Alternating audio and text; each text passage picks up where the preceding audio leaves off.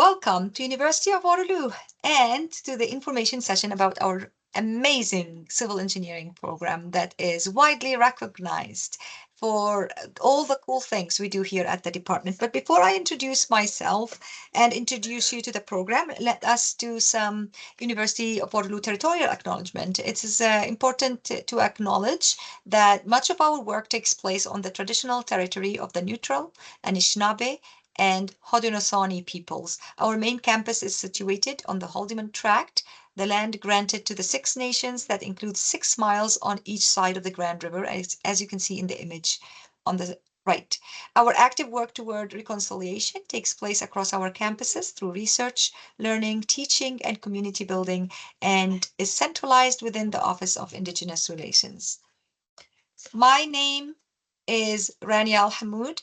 I am an associate professor teaching stream, and I am currently the associate chair of undergraduate studies.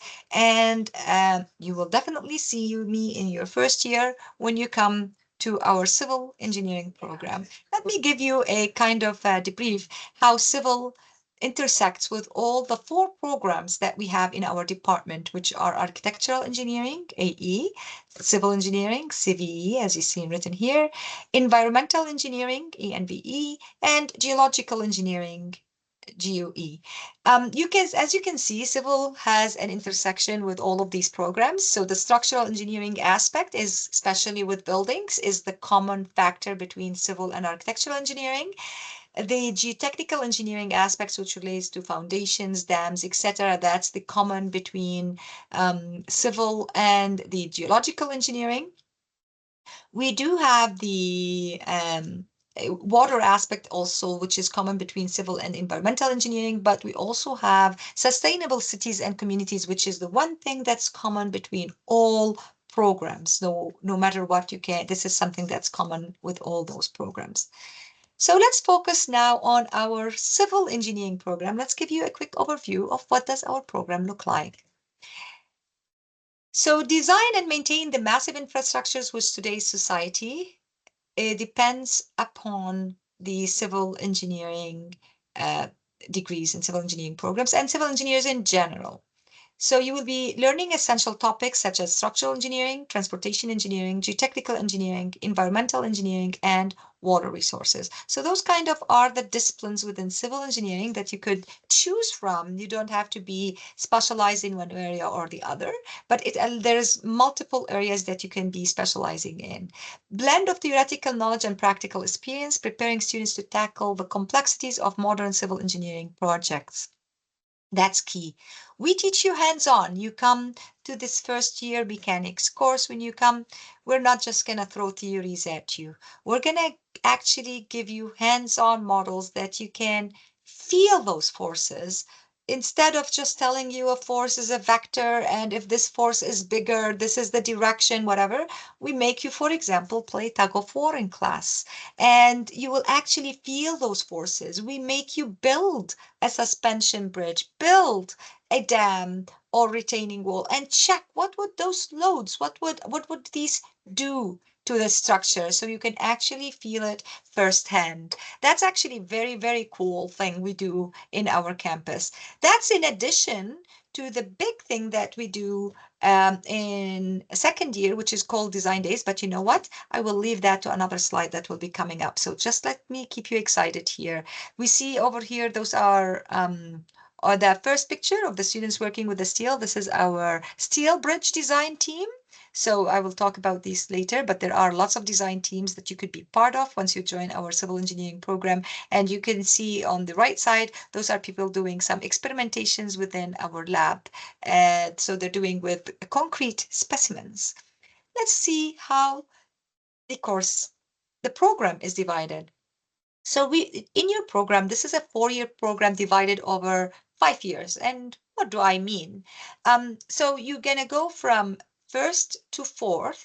1A refers to the first term of the first year, 1B refers to the second term of the first year, and 2A, 2B, same thing, first term and second term of second year.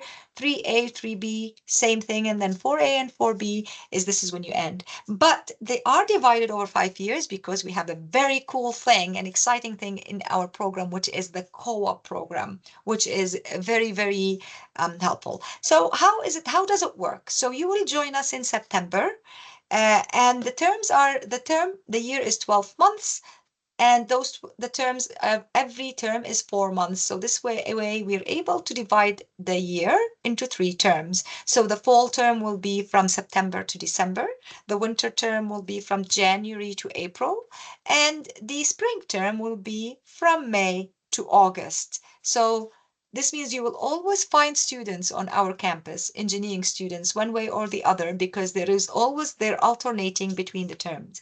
As for you, the civil engineering students, you would notice, as you see here in the chart, you do your first academic term from September to December, which is called 1A.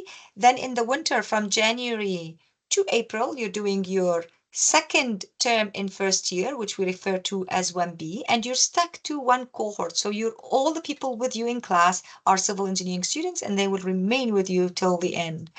And after that, May to August, which is the spring term, that's when you will have to go to do co-op and work. You come back in September. From September to December, you're doing a academic term. Then you start alternating academic co-op, academic co-op, academic co-op, as you see, until you graduate in the winter of your 4B term. You will see those purple at the beginning. You only have required courses that to take. So all those purple boxes are required courses that you will be taking within the term. And the orange boxes are the electives. So you will allow you to choose electives. So what we do is we give you the basics of each. Remember, we said you could be learning transportation. You could be doing geotechnical, water, you could be doing structures. So we give you a taste of all of these so that you learn the basics before you can make your choices of what areas you would like to take. And this is where your electives, you could choose, oh, I'm so happy about transportation, I want to do more transportation, or I really love structures and designing of bridges, for example, so let me go over more structures courses. So here you can choose your courses towards the areas you enjoy the most. With that being said, we also have within our civil engineering program several credentials that you can take and you can have in your certificate. And those credentials, we have 5 within civil, such as the structural specialization, geotechnical specialization, transportation specialization, water resources specializations, and building science specialization.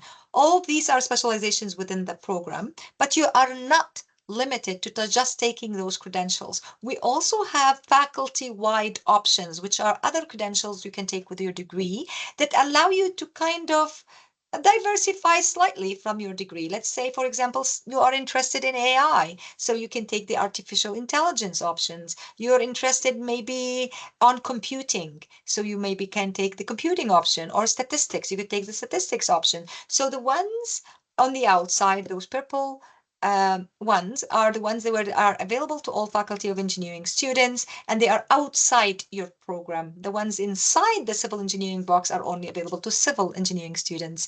And you might have to take extra courses if you wanted to take the options that are outside your program, but it will be worth it if there is a topic that you are interested in, and we can talk more about that later. We talked about how cool we teach our students in the civil engineering program. We do a lot of hands-on, and one big thing that we have started doing with our students in 2017 is something called Design Days. It's a 2-day where you're going to do this in your second year. We cancel all courses and we get you together to actually design, build, and test. So what do? We give you a topographic map that tells you, okay, you need to connect a road from point A to point B. Of course, there are restrictions. And then we tell you this road is going to be spanning over a river. So once you design where the road goes, there is a river. The river dimensions changes across the locations. So this means the bridge length will change. And if the bridge length changes, the bridge design is going to change. And then after you've done that, so the bridge design changes, you calculate your bridge design, you calculate all the mechanics aspects of it, and you actually, the second day, you build it and test it. The top picture over here is a fun picture. Those are two bridges maybe put back on top of each other. I am in the picture, if you can guess which one I am in it. But this is with the first, when we first initiated this with the 2017, the cohort that was taking this course in 2017. And this is, in this course, you will see that you're spanning multiple knowledges. You're spanning transportation, you're spanning structures, and you are not worried about grades in here because it's like learning and it's okay to fail. So that is very, very key.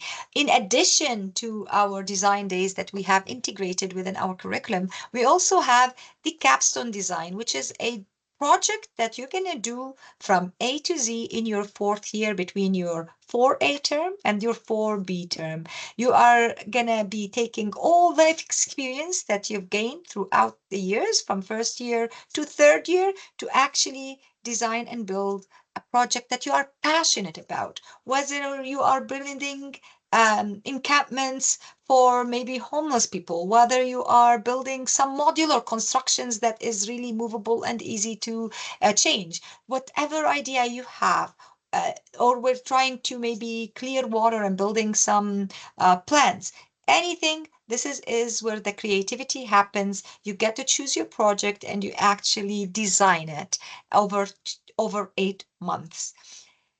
And lastly, what I wanted to talk about is the design teams we have. We have very active design teams that are available. We have something that is called concrete canoe, and you can see it here on the second row picture to the left. Yes, we do make concrete float. So we actually do build canoes from concrete. And what happens is our students take that canoe and actually race down the river with it, depending on the location. So there is a national competition and an international competition. We teach you, of course, how to make concrete float, because if you take your concrete block and you try to throw it on the water, you know it's going to fall down. But we teach you how to do things differently over here. We do also have something called the concrete toboggan, which is a different design team. Again, concrete is a big thing in our department. You actually build a toboggan out of concrete and you actually go sledding with it. And you can see here to the right, this is our student team competing, and they have the sponsors that help them to actually go and travel to be able to compete within the concrete toboggan. Again, same thing with the concrete canoe. We have a national competition, and if people succeed, they go internationally, which is within North America. So there is the US and Canada combined together. We do also have the steel bridge, which is very cool, where students actually have to design and build a bridge out of steel. But it's not only based on how well you build the bridge, but also how fast. So time is a factor there. So there are some rules, and you would see students running back and forth. Again, this is a national and international competition. We also have the Habitat for Humanity, which is as well another design team that you might be interested in joining. So if you do come here, those are all outside your curriculum things that you can do, the design teams. Of course, the capstone design and design days are built in within your curriculum, but you have the opportunity to be involved and active with a lot of things that are hands-on within our program. Not to forget the big thing that we are special for, which is co-op. And co-op in civil engineering is amazing. You gain up to 2 years of paid work experience. You're not just graduating with a degree, you're graduating with a degree and experience. Not only the experience, you do have money to keep in your pocket. I know for a fact because my daughter, who's in second year electrical engineering here at Waterloo, is actually able to not just pay for her tuition, but also save a lot of money. So hoping she would graduate debt-free. Same could happen to you as well. Sample co-op jobs you can take in civil engineering include field technician, quality control technician, diagnostic civil engineering, transportation planner, concrete lab technician, estimator, project manager, or structural engineering student. Those are some of the jobs that we found students kind of take within their co-op term. The best part of the co-op is that you gain experience and now employers know you. So most of the time, our graduating students actually go end up working with the same last employer they've worked with, which is a great thing, especially with this market when it's really hard to find a job. It's really good that you're able to have a job right after you graduate. And 96% of our students do find jobs within the 6 months period after they graduate, and most of them is within their last employer. So what happens after graduation? You can find careers in a wide range of areas. As a civil engineer, you could be working in transportation planning. You could be working as a structural designer, as an estimator or project manager, structural restoration, forensic engineering, building enclosure design. So you could see here in purple, all of these are possible careers that you could have as a civil engineer. If you're not ready to go to the workforce yet, we got you. You can stay with us. You could do grad school. We have the opportunity to do a Master's of Engineering or Master's of Applied Science and or a PhD program. Master of Engineering is a course-based program. Masters of Applied Science is a research-based program. And all of these are available to you. Please don't hesitate to ask any questions at to our admissions office or to our department as well. I'll be happy to talk to you. Hope to see you all this coming fall.